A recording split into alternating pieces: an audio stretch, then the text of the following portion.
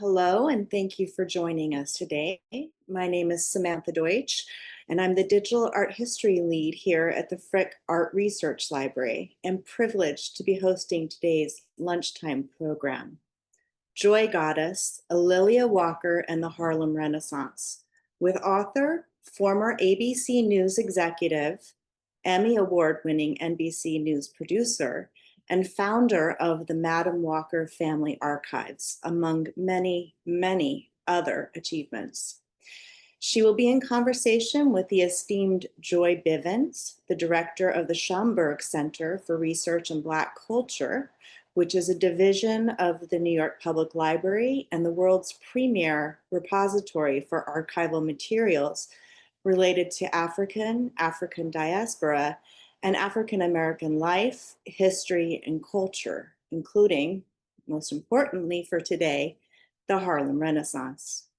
Ms. Bundles will kick off today's event with a short introductory presentation on her publication and Alilia Walker, which will be followed by said conversation, and lastly, an audience Q&A just before the end of the hour.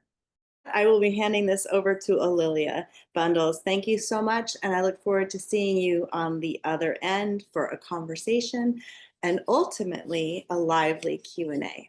Thank you.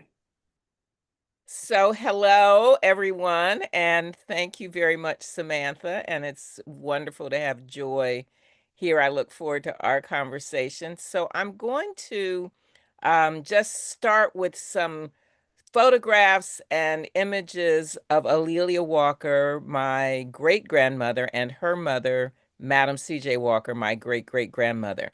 I'm really fortunate that my grandparents especially saved a lot of items. When Alilia Walker died in 1931, they moved the contents of her homes in New York to their home in Indianapolis, where I would discover them a couple of decades later as I was starting to do research. So, Madam C.J. Walker, most people probably know her name, if not a little bit about her. She was an early 20th century entrepreneur, hair care industry pioneer, philanthropist who became a millionaire.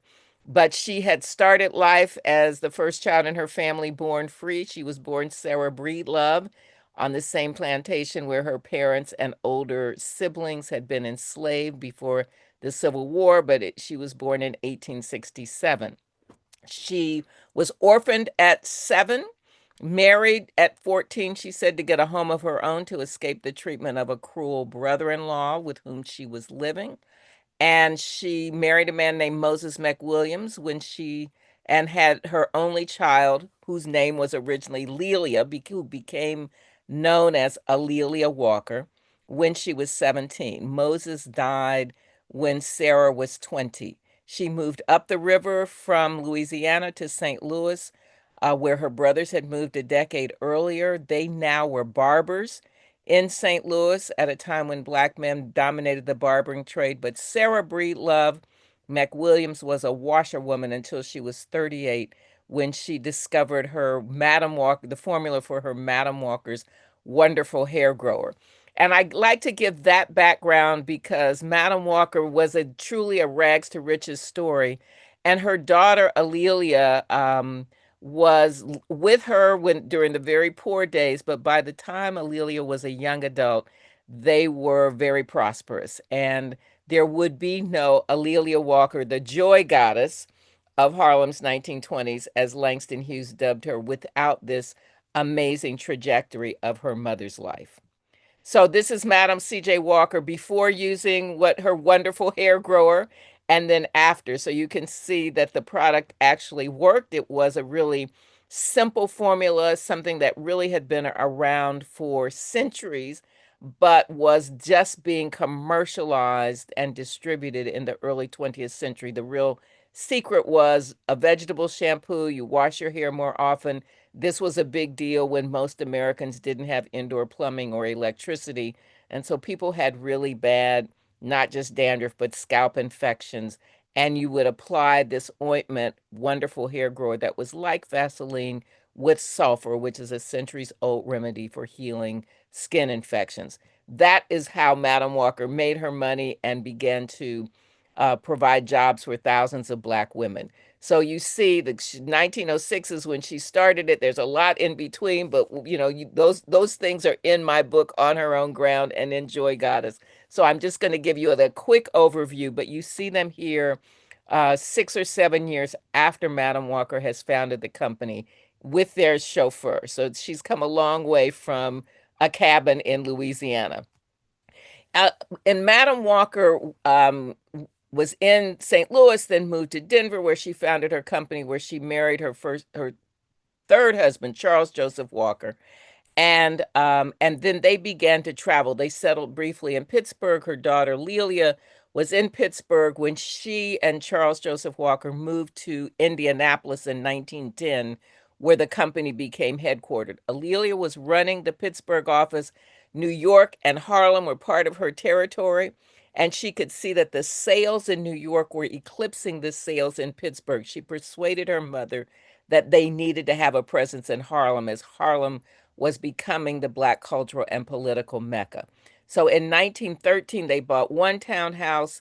It's where the Countee Cullen Library is now on 136th Street.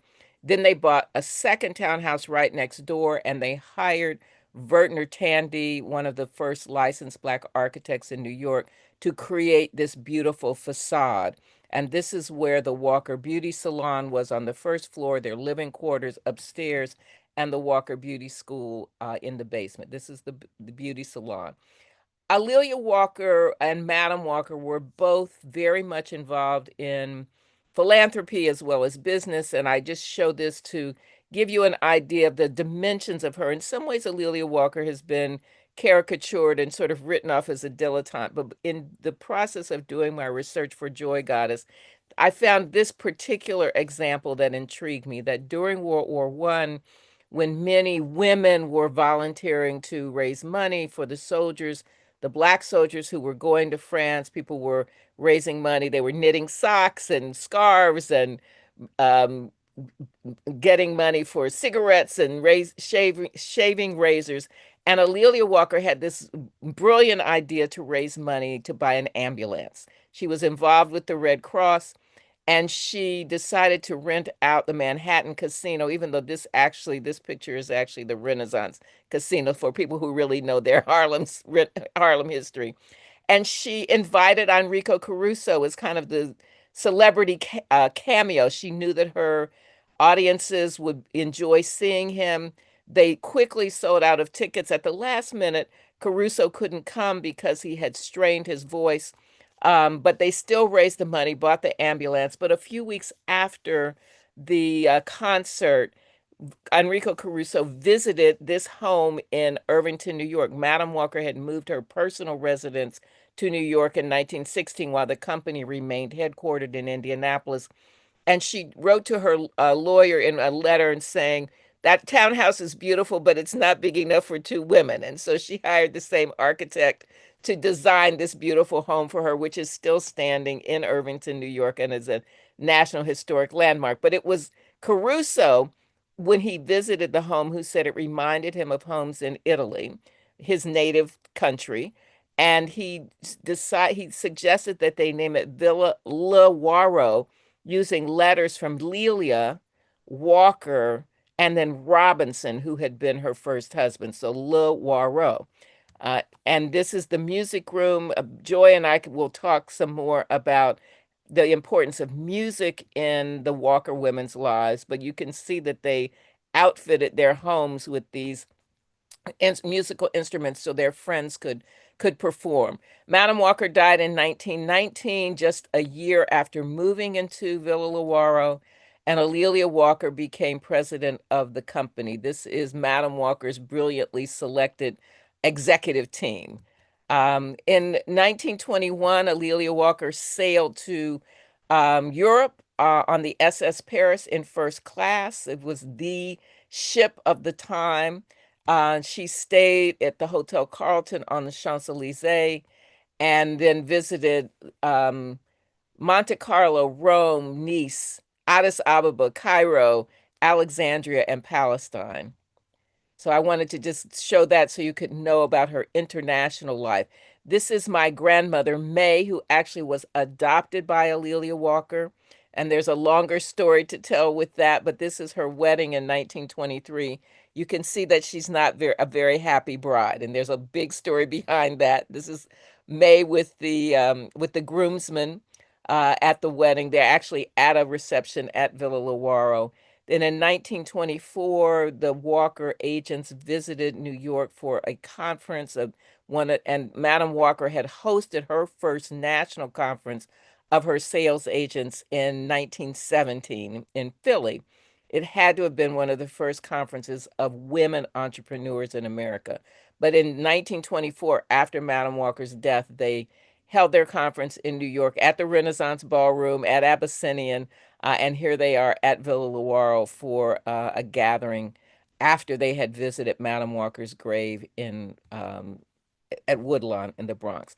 And I'm just showing these pictures as we're sort of wrapping up because I want you to see the joy of Alelia Walker, that she was in some ways a muse for many photographers during the era.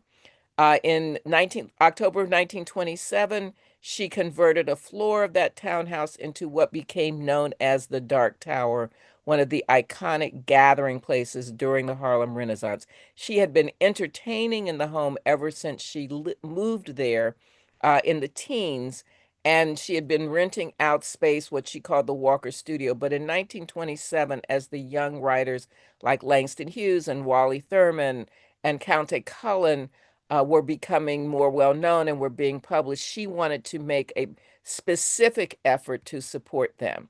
This is the invitation that was sent out for the opening of the Dark Tower, and it is currently on display at New York Historical in the Gay Harlem Renaissance exhibit. And this is a close-up of the bookcase that was designed by Paul Frankel. That was the centerpiece of the room, and then the menu, A Feast of the Muses. My favorite item on this menu is toward the bottom on the left-hand column, or about maybe 7 or 8 items up, Alelia Walker iced tea. And remember, this was Prohibition. So while I don't know what was in there and I don't know what people put in there, I'm just thinking about the possibilities. These are some of the books that my grandparents had saved and that were in my house when I was growing up. Jean Toomer's Cane, a first edition autographed copy of The Weary Blues by Langston Hughes, Countee Cullen's Color, and other books, and then more images of Alelia Walker as muse. This first picture on the left was taken by Bernice Abbott. The picture in the center is at the Schomburg, and it was done by Richmond Barte, who was a friend of hers.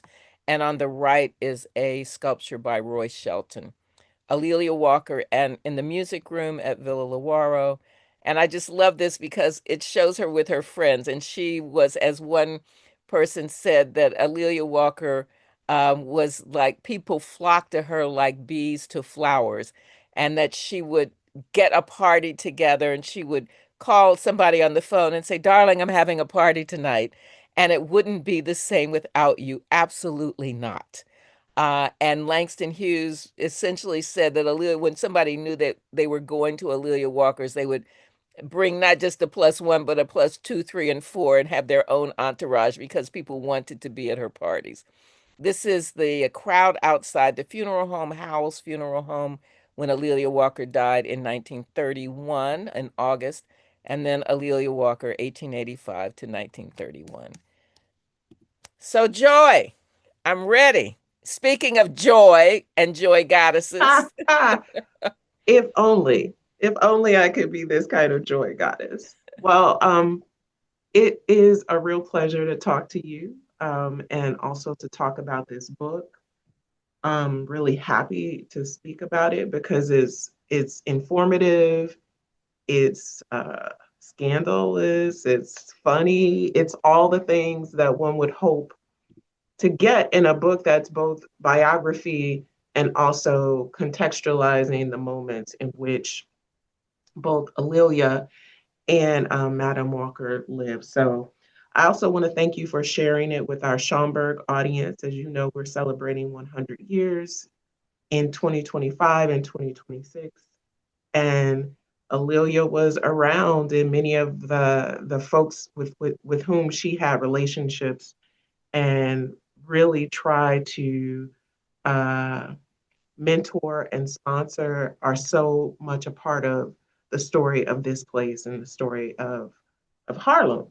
So I have questions that run the gamut from really trying to think about what you want audience members or your readers to know about Alelia, to the Black bourgeoisie, the Walker legacy, the meaning of Harlem, and then really this fascinating thing that I think is going on in your book, which is learning history through narrative, through someone else's story, opening up what's happening in a particular moment. So let's start, let's get into it. So many things resonated with me as I read about Alelia, and there are many different ways that we could frame this conversation, but I am curious to know what you were interested in communicating to readers about her and what you hope readers would take away from this particular book about So, your great grandmother. so of course, when I was writing about Madam C.J. Walker, when I wrote On Her Own Ground, which came out in 2001, so it was a while ago. And while I was writing that, initially I thought I was kind of doing a double biography of mother and daughter. And I realized at some point that Alelia Walker needed her own Mm, book, needed her own story, because she had been compared to and overshadowed by her mother during her lifetime. And I knew that that additional decade of life that she was doing all kinds of interesting thing. So I tried to develop the relationship between mother and daughter on her own mhm. ground. And then it took me a lot more years to to actually tell the story of the Joy Goddess. But I what I wanted to do was to tell her story, to let her shine, to show the impact that she had on the Harlem Renaissance, as you say, to use that narrative to tell, to create context for what was going on. But the other part of my mission was really to kind of dispel the myths about her. Much of what has been written about the Harlem Renaissance, that was written 30 or 40 years ago, kind of wrote her off as a dilettante, almost Mm, caricatured her. And, one historian whose work I really revere and admire, I think kind of got her wrong because the person said, "Oh, she spent the 20s playing bridge," and just really didn't even read books, and just really they were kind of put downs. And I thought, "Oh, this is not the person that I'm seeing in all these letters that I have, and this is not the person I'm seeing in the people who were her friends who I interviewed in the early 80s." So I wanted to just tell Alelia Walker's story. well, I think also, what if she did just play bridge? What if she did just have a good time? What if I think there is something that you are um, posing here, which is a Black woman at a certain period in time really enjoying life and the fruits of her mother's labor, the fruits of her labor. And so I think there's a way in which you're showing that pleasure was as important as the important events and the important causes she was involved in as well. So Joy, did you? thank you. Thank you, thank you, thank you for for making permission for that. I will tell you this morning, I had to take my car into the shop. And as I was riding, I was just feeling so happy. And I know that there's a lot of insanity going on in the world around me, but I think that we need to make space for that, especially when things are crazy. And she was an example of that. And she had the means, she had the venue, she had the desire, she had the personality. to make people feel welcome. And that's part of what she was doing. And in terms of bridge, I've never learned how to play. Bridge is kind of a difficult game. So I think what was maybe meant as a put down was missed the mark. But yes, we need the joy for fortification.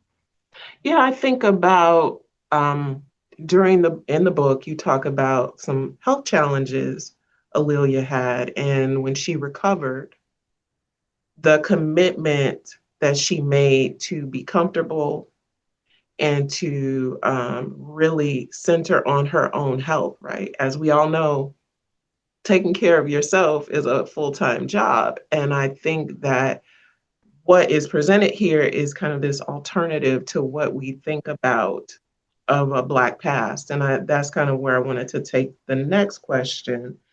Um, the book speaks about, but also provides a glimpse into into lives we sometimes do not hear about. So I wonder, during your research, what surprised you most about the ways well-to-do Black communities lived and interacted within a still very segregated nation? So I'm thinking about the Lincoln Howard home, game that was annual, and the getting on the train with all your friends, and you can't talk too loud about what's going on in your life because everybody would hear about it, or the dinners and the finery. I wonder if you could talk about what surprised you about not just Alelia, but other folks who were in her circle. Mhm. Yeah, we think about this. So 1913, when Alelia Walker moved to Harlem, that is just 50 years after the Emancipation Proclamation. So we're two generations after enslavement, when still 90% of African Americans are living in the South, and the majority of them are really living lives that are as close to slavery as you could be without having the law. That sharecropping was a really difficult life, and it is what in part spurred the migration of people moving north. But there had always been a small Black elite. There was increasingly a group of people who were educated. The fraternities and sororities were founded in the right after the turn of the century, the NAACP. So there was now a growing Black middle class of educated people, of business people, of professionals, still very small, but they were in many ways paving the way for others. And Harlem was where, there are lots of other places in America where people are migrating and where there are, a Black middle class, but Harlem was singular in this way, and where the creativity that was coming out, the businesses, the organizations, the political activism. And so I found with Alelia Walker's circle of friends, women, working women, professional women, where the previous generation had been activists and members of the National Association of Colored Women, and they were doing good works and doing civic activity. This next generation of women, they were also doing good, but they were enjoying themselves. They were taking vacations. They were going to Oak Bluffs. They were going to Europe for summer vacations. And they were creating community. And I think that, during that period of time, we think of, some people think the Harlem Renaissance, oh, it's the Cotton Club and it's the rent parties, but it was this community of Black folks who were just socializing with each other, just supporting each other in with all of the other craziness that was going on with the Woodrow Wilson administration, with lynching that was going on, but they were fortifying themselves. It was that sort of creation of Black joy. And the Howard Lincoln football game, that was the place to be. I guess now, there are plenty of classics, or we look at the homecomings, we look at homecomings at HBCUs, but that same kind of energy, where people just knew they were going to be celebrated and appreciated. Yeah, I'm thinking about what that game must have looked like, what people must have worn. Um, the fur, because these are ways that wealth and prominence were visually shown, right? The way you dressed, the way you showed up in places were so important. But I also want to talk about Harlem because you kind of hinted at Aaliyah arriving in Harlem really before what we think of as the beginning of this great migration, which lasted multiple generations. We kind of dated at 1916. It goes all the way to 1970. And then there's a reverse migration, right? And so Aaliyah is coming before all the people, she's kind of on the cusp. She's in the avant-garde, if you will, before people get wind that Harlem is the place to be. And I wonder, but she's not just in Harlem. She's on the Upper West Side and she's on the Upper East Side, and she's kind of really not just thinking of this neighborhood, but the whole city as her oyster. And so one of the things that I was really curious about is what it was about her that allowed her to kind of create these massive networks of artists, friends, of musicians, really musicians. She loved all kinds of music, as did Madam Walker. Um, how did she perceive, or how do you think she perceived of kind of creating these relationships that would become generative, important, not just to her, but to the folks around her? Just that makes me think about her origins and how she evolved. As the daughter of Madam C.J. Walker, everybody knew her. So we start with she couldn't walk down the street without somebody recognizing her. She had the resources to be able to travel. She was in the public eye. She was interacting with sales agents. But part of what went along with that travel, as they were traveling, selling the products, they were developing relationships with other people. And the people who were even more mobile than they were initially were the musicians and the actors, the Black vaudeville circuit. And so people like Burt Williams or James Weldon Johnson, J. Rosamond Johnson, James Reese Europe, who was a famous musician. Those were their friends because those are the people who also had some wealth and they also had some mobility. So she was already sort of out and about in that way. But she also had a very charismatic personality. So people were drawn to her. And while it starts with the relationships within the Black community, the political people, the business people, the arts people, it expands as she expands her life.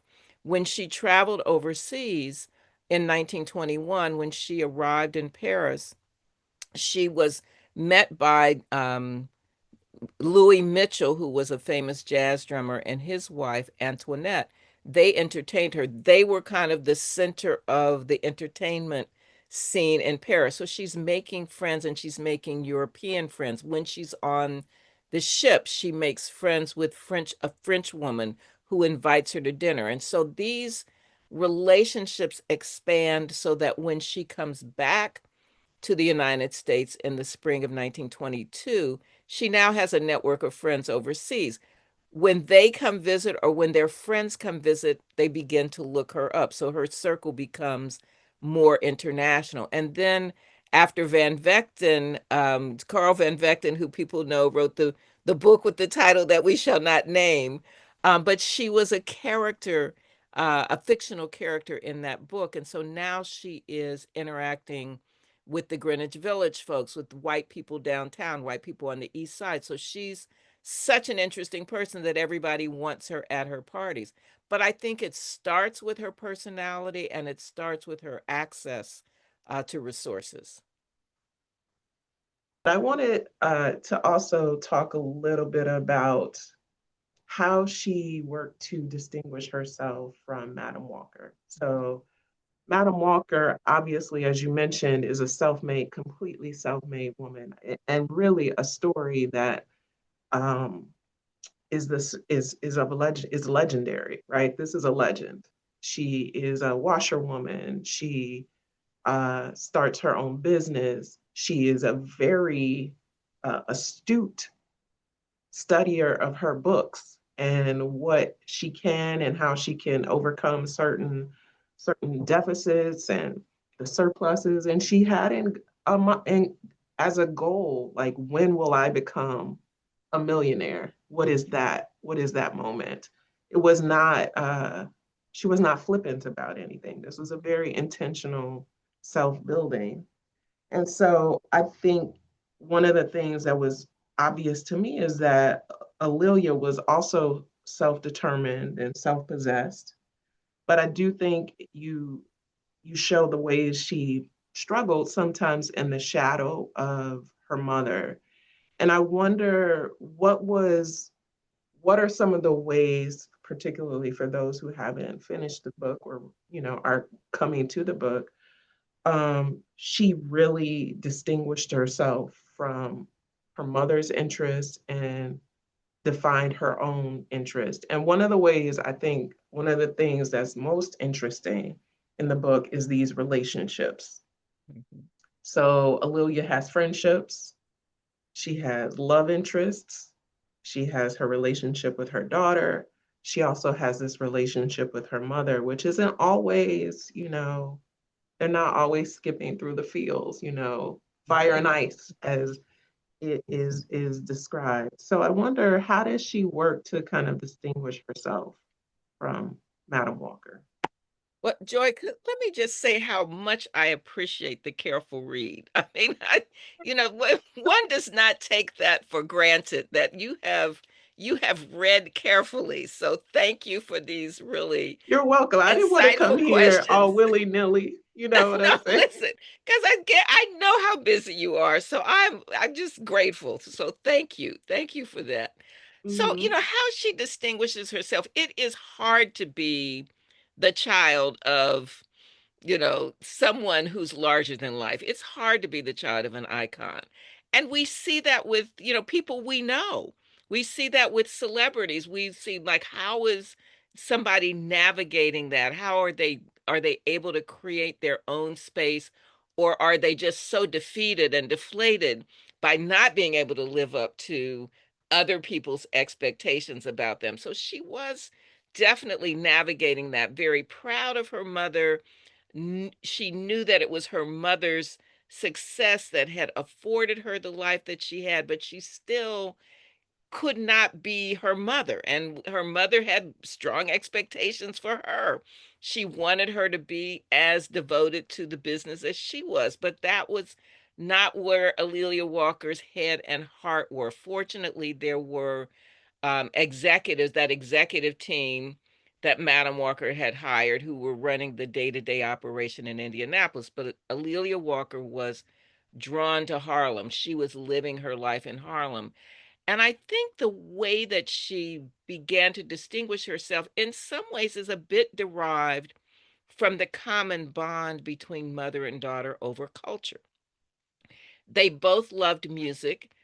Even when they were poor in St. Louis, Sarah Breed loved the washerwoman, had a good enough voice to be in the choir at St. Paul AME Church. And that is the place where the women of the church began to give her a vision of herself as something other than an illiterate washerwoman. The choir director was also the organist. He was a classically trained operatic tenor, and so the kids were exposed to that music. And then ragtime is being born on the streets of St. Louis. For a while, they lived across the alley from Tom Turpin's Rosebud Cafe, where Scott Joplin played. And then Georgette Harvey, who was Maria in the original production of Porgy and Bess, was one of Alelia Walker's childhood friends. So this music thread, I think, is running through their relationship. They are good friends with James Reese Europe, the conductor who created the band, the 369th band that introduced jazz to France during World War One. They know a lot of the musicians. So it's that mother-daughter bond over music and culture, theater, performance that then allows A'Lelia Walker to find her way as a patron of the arts. And that was what she leaned into. So I think that's how she began to distinguish herself from her mother. But she still wanted to be a philanthropist, but it was just, she wasn't as invested in some of the NAACP political things as her mother had been. So you kind of touched on something that I think is important to one of the main stories in the book, which is the founding of the Dark Tower. I was telling you that I tried to have fire on my screen, the journal fire on my screen, but just didn't work out. There we go. And that's such an important part of the Schomburg's history as well, the 135th Street Branch Library as well. But A'Lelia is playing with this kind of generational. So if we would to plot it, we see Madam Walker, we see A'Lelia, and then we see this younger generation of artists which are looking for their voice as well. And then that age-old kind of dichotomy of how we present the race. Right. Do we present the race as all upstanding, or do we show warts and all? And I think that's where the bridge comment I made at the beginning came from.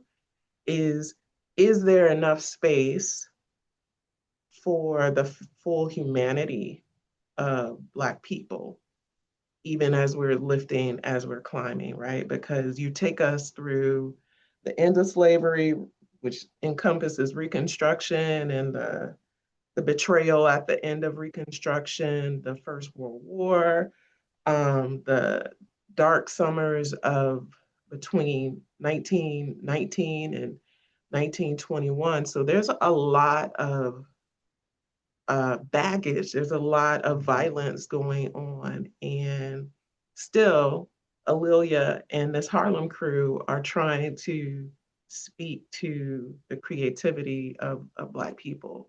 And it's happening in this beautiful place. So there's a lot of different kind of ideas, different tensions that are expressed, I think, through her life.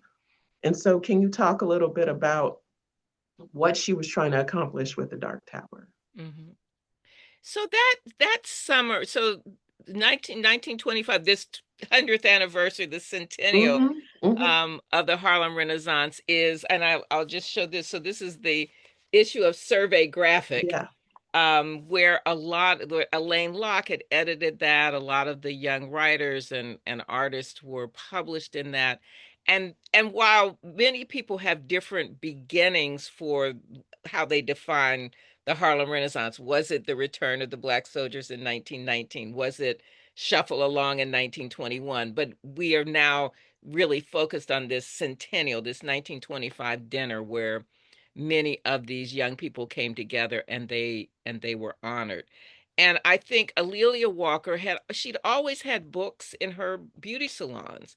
She subscribed to, all the major Black newspapers and magazines. So she was familiar with these young writers who, as you say, they were kind of a half a generation younger than she was, where the musicians were closer to her age.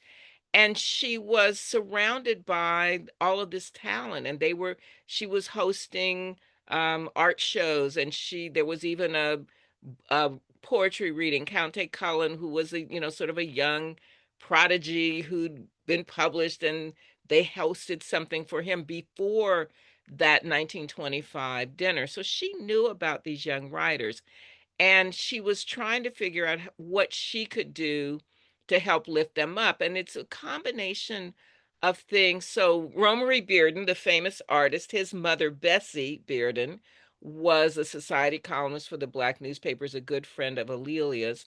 And together they invited Langston Hughes, Countee Cullen, Wally Thurman, Edward Perry, Richard Bruce Nugent to her apartment at 80 Edgecombe at some point in early fall of 1927.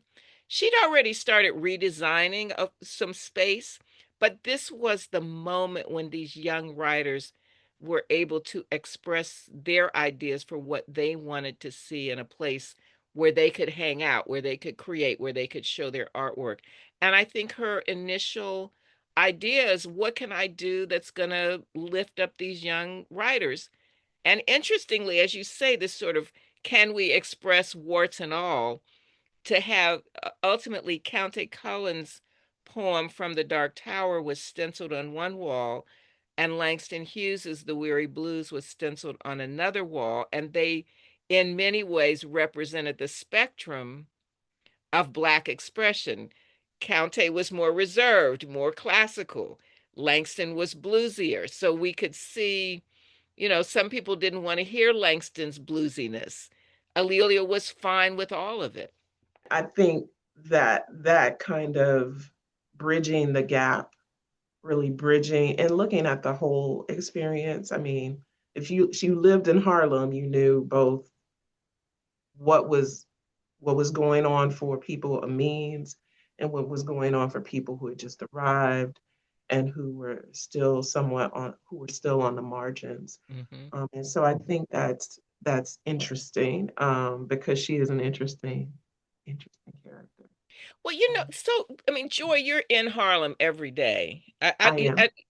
And so, as I visit, but that's not the same. But in these many years that I've been doing the research, there was one point, many years ago, where I wrote down or typed up all the addresses of the places that were important to Madam Walker and Alelia Walker. And I spent the day walking. I mean, I had to go get a foot massage afterward. But the thing that struck me was just how small that community Yeah, was. I mean, there was a point where essentially it was 135th Street to 145th Street. It right, was Lenox to over to the park.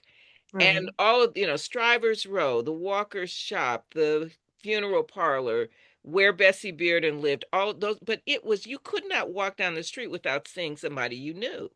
I think about that often, because people are spread out now, right? And when you look at some of our most famous authors, I think about James Baldwin, who was born here in Harlem 100 years, a little bit over 100 years ago. And I think Countee Cullen was one of his instructors. Hmm. And the ways in which people had to live together and were running into, engaged with their heroes, there were models, there were mentors, um, in these enclaves. I'm from Chicago, so I'm a Midwest girl, and of course we think of Bronzeville, we think of these kind of enclaves in every city where Black people have made a home for themselves, and the ways, in particularly those early decades, that they were interacting in ways we simply do not anymore. And these, to your point, these tours we can create in very small areas where culture was being, not just supported, but was just being created, and how folks were relying on each other to do that is always something that I find great joy in it when we Hmm. think about our history and also the realities of what was happening during these times. Well, and And I think that, the Dark Tower, that sort of just think of the townhouse mhm, itself, 136th Street. It's around the corner from 135th and Lenox, now the Schomburg quarter. At that point, that was sort of ground zero. right. But there it was the Walker Beauty Salon. People were coming to the salon, the Walker Beauty School. Then when in 1924, as that neighborhood was starting to get quite busy, Hmm. Alelia Walker decided she didn't want to leave Harlem, but she got an apartment at So 80 she goes down Edgecombe. the street. Right, Yeah. right, at 80 Hmm. Edgecombe Avenue.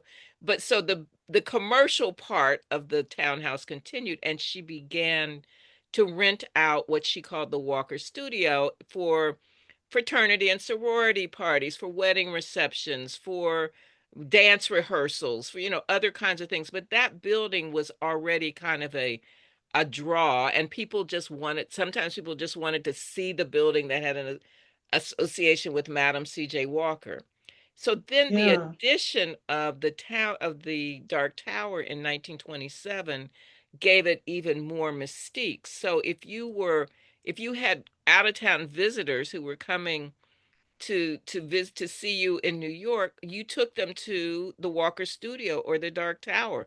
People wanted to be able to go back to Chicago and say, I visited the Dark Tower and I saw James Weldon Johnson, and I saw Langston Hughes, because you would run into those famous people. Right. I mean, I think of all the folks who are name dropped in the book: Walter White, James Weldon Johnson, J. Rosamond Johnson, at for Fire, Aaron Douglas, because he does the illustration for the cover. He also does the illustration for James Weldon Johnson's God's Trombone, which you can come see here at the Schomburg, signed by Aaron Douglas. And kind of this very Langston Hughes, Wallace Thurman, all of the people who have now become these legendary names associated with the Harlem Renaissance. And A'Lelia was there, and she was sponsoring, and she was making possible kind of connections across her network, which I think is something that when you visit Harlem again, for those who are on the call and don't, or on the line and don't come to Harlem often, you should think about this woman who also was so critical to making Harlem what it is and what it's known to be. So I'm just really grateful to be in conversation, and that you brought to us the Joy Goddess, so we understand how folks were living, because she was living. She Okay. was living. So before we go to Q&A, let me just say a thank you to the Schomburg. I first visited the Schomburg when I was a freshman in college. My Mm, college roommate lived in the Bronx. I came home with her for Thanksgiving, and we were doing research for papers, and I went to the Schomburg. And then when I was in graduate school at Columbia, one of my assignments was to write a story about the Schomburg for our imaginary newspaper.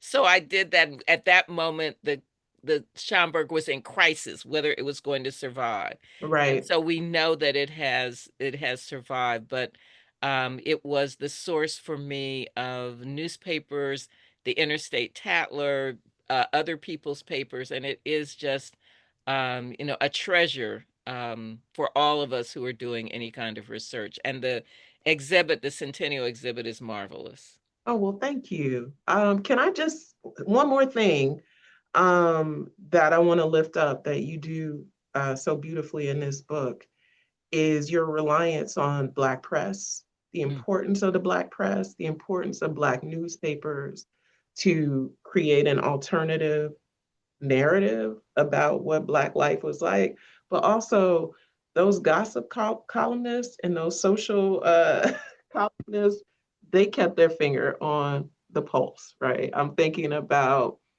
the description of Mr. Washington and the bolded font of how he has everything, right? That was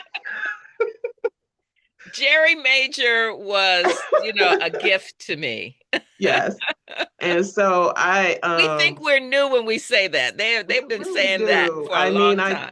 I think that the study of people's lives from the past reminds us that there again is nothing new under the sun. Mhm. Um, we may do it different, we may say it different, but the struggle continues, and so does the joy, really. So, Yes, necessary. absolutely, absolutely. So I think we're going to move to Q&A from the audience.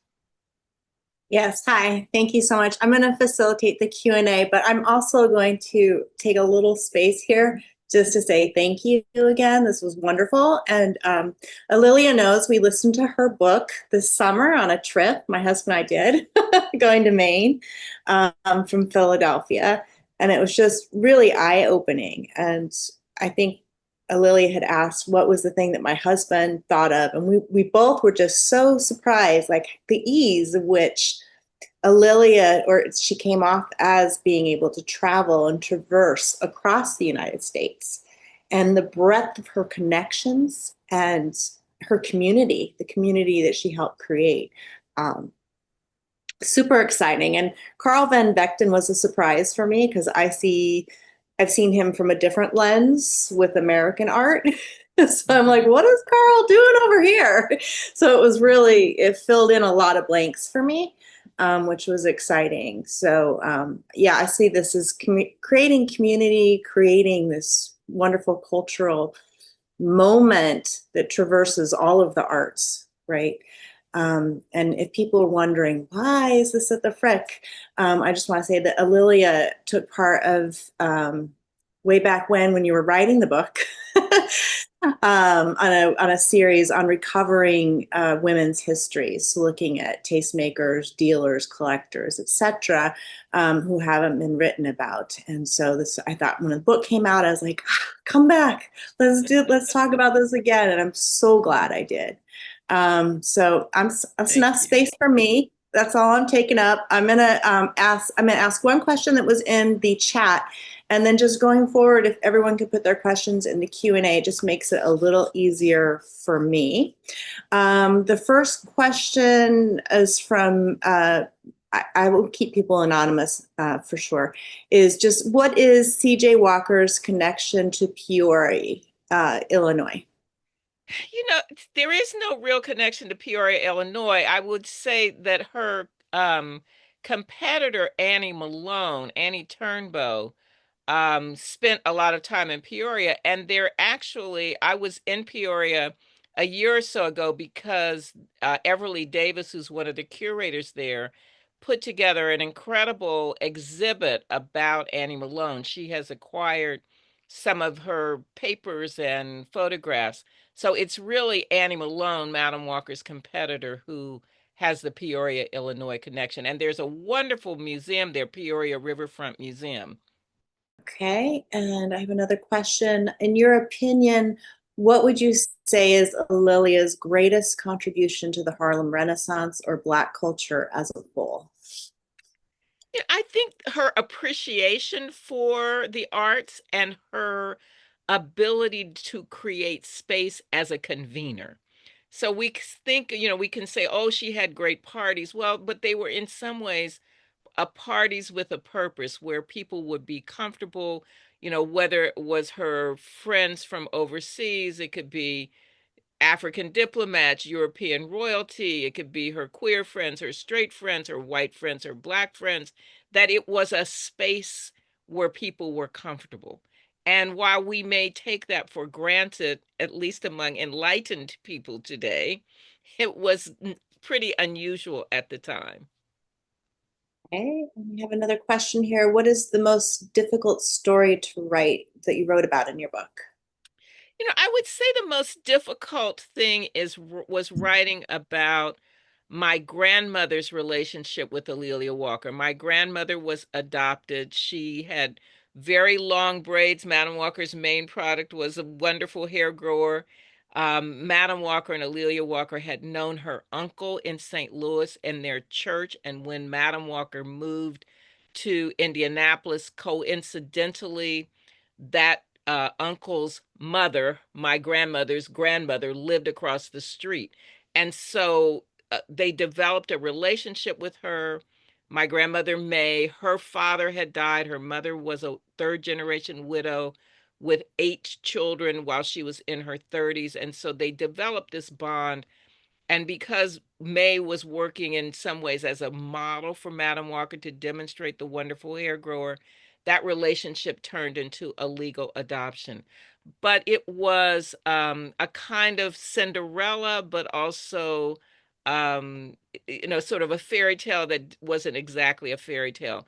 And there were lots of twists and turns, and knowing that my grandmother had to marry somebody she didn't want to marry. That was really hard to read, to write about. I had the documents that explained that that first husband was not my grandfather.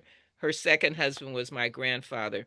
But, seeing that people aren't always kind and don't always make wise decisions, it's hard to write about that. But I wanted to tell a story that really showed the full dimensions.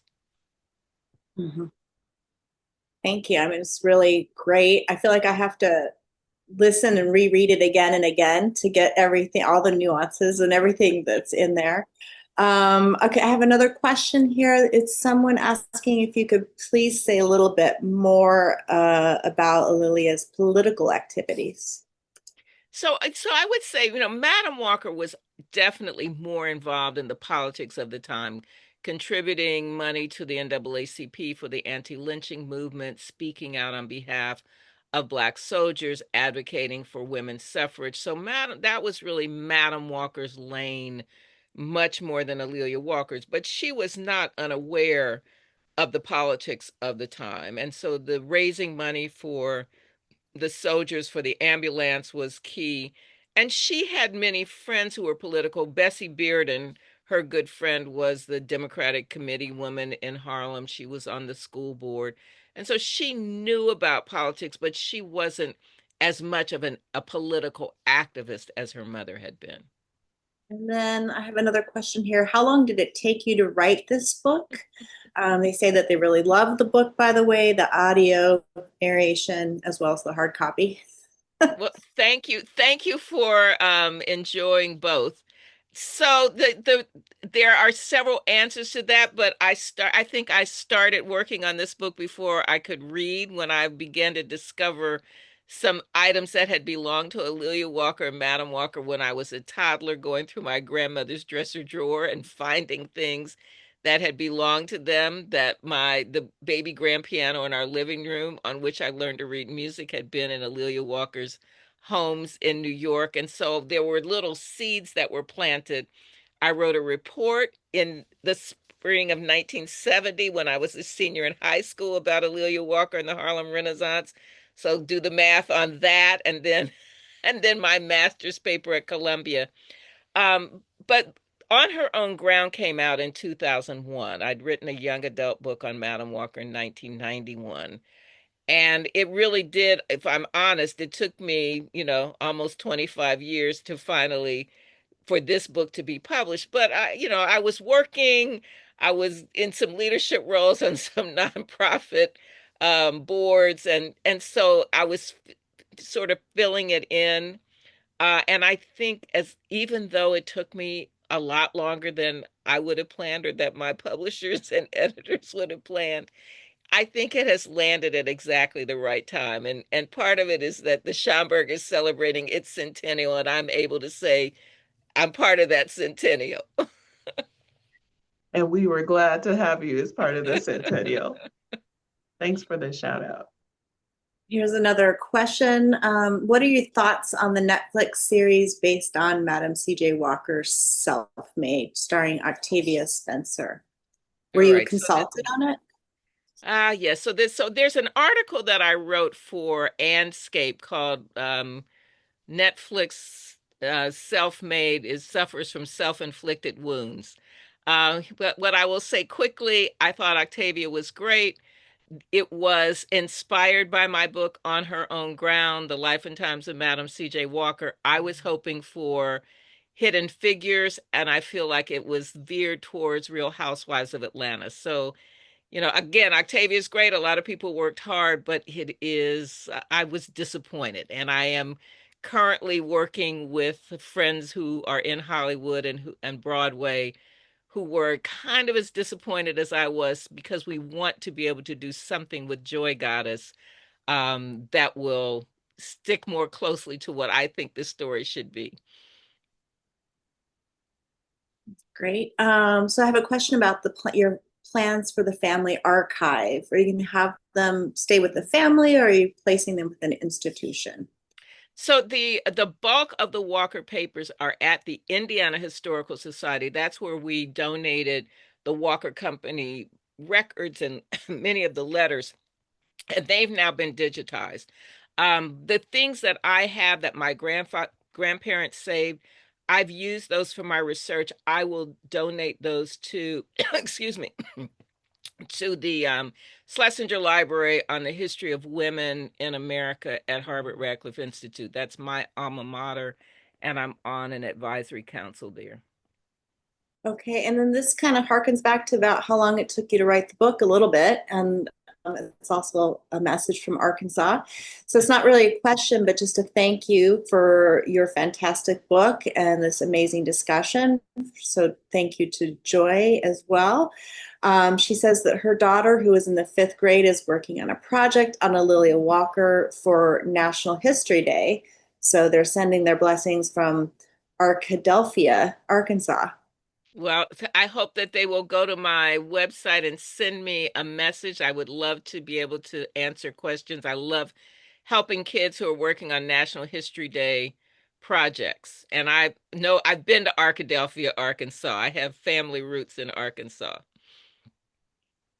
I'm in Philadelphia, so I tripped over that. I was like, Arkadelphia. I know, That's because interesting. you'd probably never heard of Arkadelphia, Arkansas, but there you go. I admit it. So, anyways, I just want to thank you both so much for this wonderful conversation and follow up to another program. And it was just amazing having both Joy Bivins and A'Lelia Bundles today. And thank everybody for joining us. And have a lovely rest of your day. Thank you so much. Thank Bye. you.